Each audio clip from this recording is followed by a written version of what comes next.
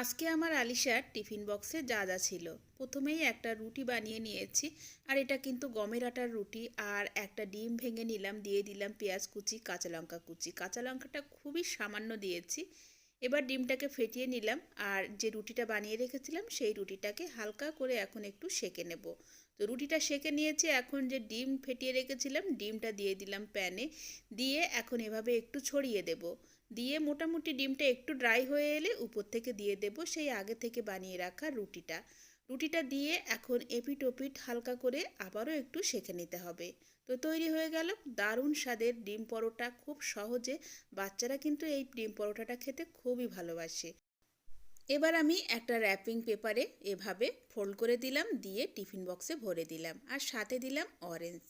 তো এই ছিল আজকের টিফিন বক্স। আশা করি আপনাদের ভালো লেগেছে। ভালো লাগলে লাইক করবেন, শেয়ার করবেন, চ্যানেলটিকে সাবস্ক্রাইব করে রাখবেন।